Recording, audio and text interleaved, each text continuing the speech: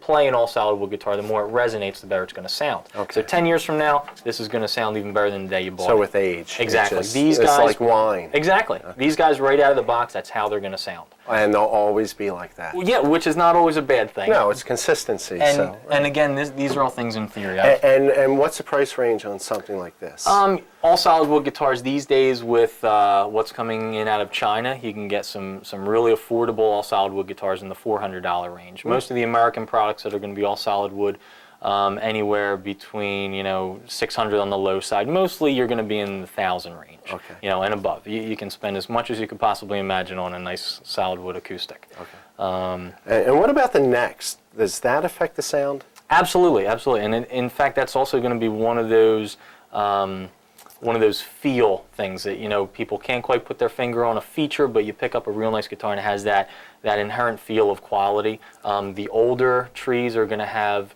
a tighter grain, and that's something that you're not always going to see on the price tag as a big feature, but the quarter sawn mahoganies and maples, things are going to be denser, better sustained, better feel. Is that a harder feel as well, yeah, mahogany? Exactly. Well, yeah, mahogany is usually the choice of woods for a guitar neck for an acoustic guitar. Okay, now that's the back of the neck, right? Correct. The back, and not the fingerboard itself. Yeah, the fingerboard itself is usually rosewood. Your higher end guitars are going to be ebony. Ebony is a really dense, sometimes brittle wood, but it adds a lot of strength and rigidity to the neck itself. And it's a soft wood, correct? Is it? Or Ebony is very hard. Oh, it is? Mahogany is a little softer. Okay. So it's a nice combination. Okay. Some manufacturers, all their high-end stuff is ebony, and then there's some guys that just feel that the softer rosewood fingerboards are better. Okay, what about rosewood and the softness to that? Rosewood is usually the wood of choice. It's a bit more expensive for the body.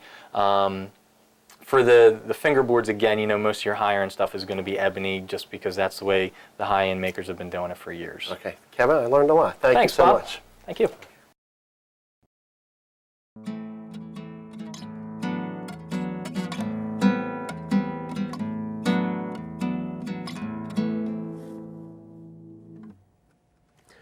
So, what we're going to do is expand on the flamenco style and go straight back to Barcelona and learn about Latin style guitar.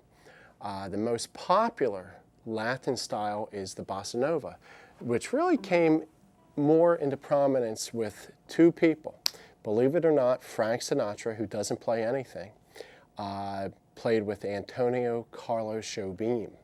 And the two of them made Bossa Nova extremely, explosively popular back in the 60s.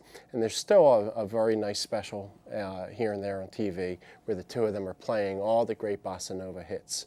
And that really is where Bossa Nova took off here in the United States. So let's cover the Bossa Nova style, and I'm going to give you a true Bossa Nova style with one chord. And that chord is the A minor chord. So let's look at this chord. The A minor chord is with the first finger on the second string, first position. Then we take the second finger, put that on the fourth string, second position, and the ring or third finger on the third string, second position. That's your A minor. We're then taking the A minor, moving it up, sliding it up, two more positions. When you do that, that's referred to as automatic. It's an automatic chord. We go up one more position, but we take away the first finger. And we come back. And so we have that progression. We do that 4 times in a row. I think I'll cut this in half. We'll do it twice in a row. We do the exact same thing. We sequence this. We start at the 6th fret position. Move up 2 to the 8th. Move up 1, take away the first finger. Move back to the 8th.